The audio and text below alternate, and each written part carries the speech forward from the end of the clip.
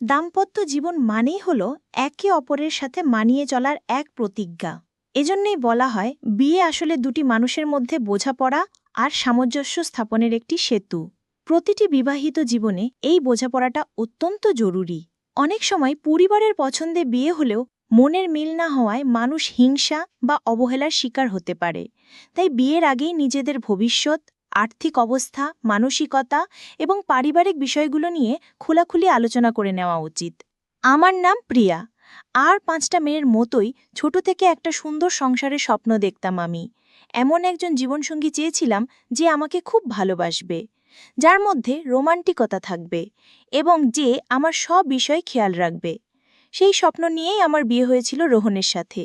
বিয়ের পর প্রথম সবকিছু স্বপ্নের মতোই ছিল।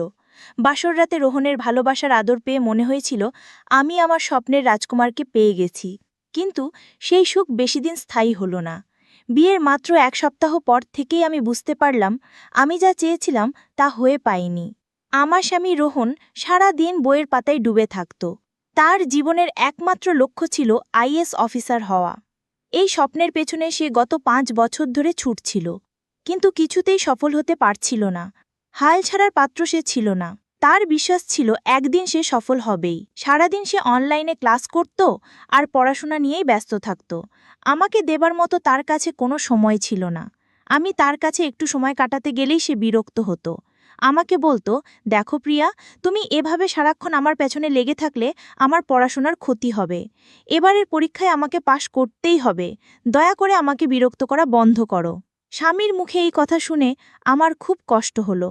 একদিন আমি তাকে বলেই ফেললাম, তুমি তো গত ৫ বছর ধরেই পরীক্ষা দিচ্ছ, কিন্তু পাশ করতে পারোনি। এবার এমন কি হবে যে তুমি পাশ করে যাবে? আর তোমার যদি পড়াশোনা করার এতই ইচ্ছে ছিল, তাহলে আমাকে বিয়ে কেন করেছিলে? এই বাড়িতে কি একজন কাজের লোকের দরকার ছিল? সেই জন্যই কি আমাকে বিয়ে করে এনেছো, যাতে আমি সারাদিন বাড়ির সব কাজ করি, তোমার বাবা মায়ের সেবা করি? এর বিনিময়ে আমি কি তোমার থেকে একটু ভালোবাসা আশা করতে পারি না? এই বিয়ের তাহলে অর্থ কি দাঁড়ালো? তুমি শুধু নিজের স্বপ্ন পূরণের কথাই ভাবছো। আমার স্বপ্নের কি হবে? আমার সব কথা শুনে রোহন আমার কাঁধে হাত রেখে শান্ত করার চেষ্টা করল। বলল, প্রিয়া, শান্ত হও। আমি একবার আইএএস হয়ে গেলে তোমার সব স্বপ্ন পূরণ করব।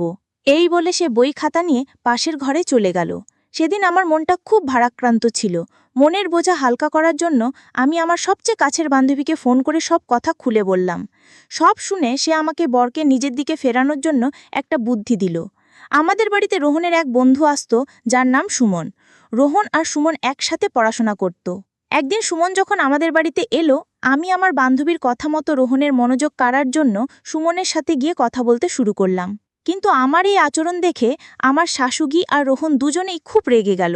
তারা আমাকে ধমক দিয়ে বলল, প্রিয়া, তুমি বাড়ির নতুন বউ, সবার সাথে এত কথা বলার দরকার নেই, ভেতরে যাও। সেদিন আমি বুঝতে পারিনি তারা কেন আমাকে সুমনের সাথে কথা বলতে বারণ করেছিল।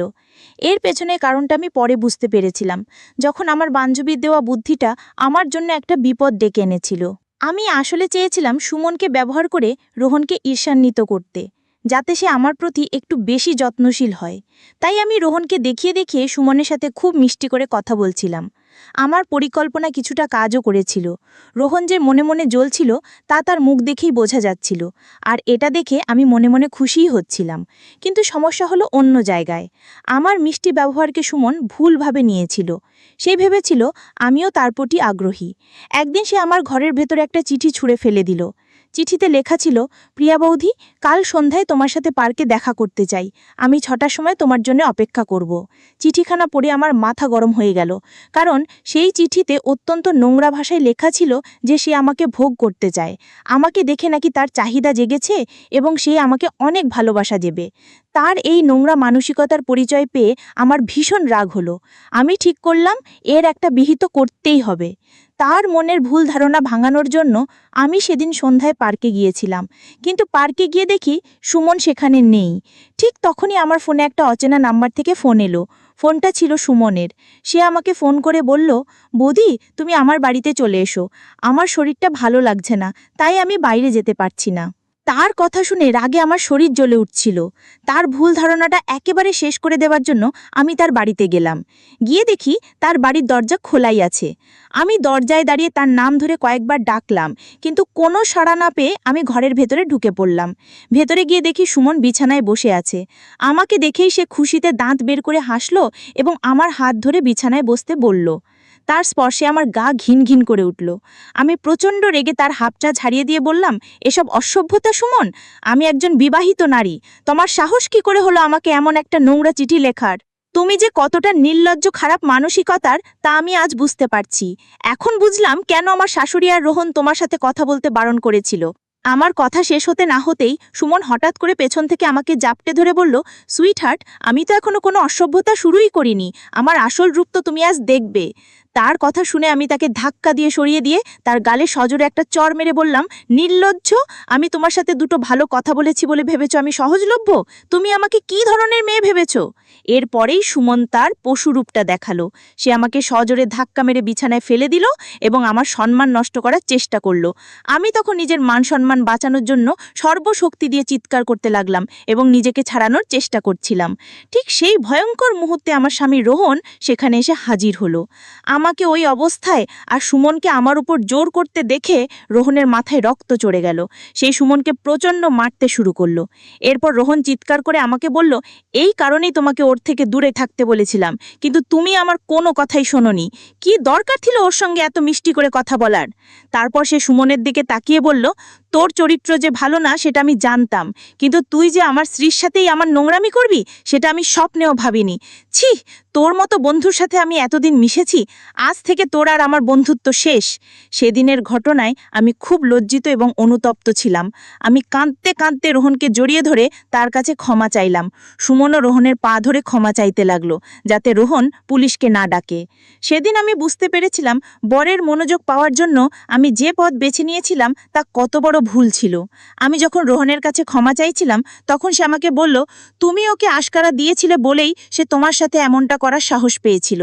তবে রোহন আমাকে আরও বলল, প্রিয়া, আমি তোমাকে অনেক ভালোবাসি। আমার মনোযোগ পাবার জন্য তোমার অন্য কিছু করার কোনো দরকার নেই।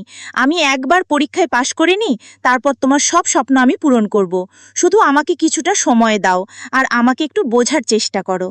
সেদিন আমি আমার ভুল বুঝতে পেরেছিলাম আর রোহনকে কথা দিয়েছিলাম যে আমি তার পাশে থাকব। এরপর থেকে আমি রোহনের পড়াশোনায় যতটা সম্ভব সাহায্য করতাম। আমাদের বিয়ের 1 বছর পূর্ণ হয়েছে। আমার পাশে থাকার জন্য এবং সহযোগিতায় রোহন এবার পরীক্ষায় পাশ করেছে এবং তার স্বপ্ন পূরণ হয়েছে। সে এখন গর্ব করে সবাইকে বলে যে আমি তার পাশে ছিলাম বলেই সে আজ সফল হতে পেরেছে। এই জন্যই হয়তো বলে, প্রত্যেক সফল পুরুষের পেছনে একজন নারীর অবদান থাকে, সে তার মা হোক বা স্ত্রী। আজ রোহন আমাকে অনেক সুখে রেখেছে।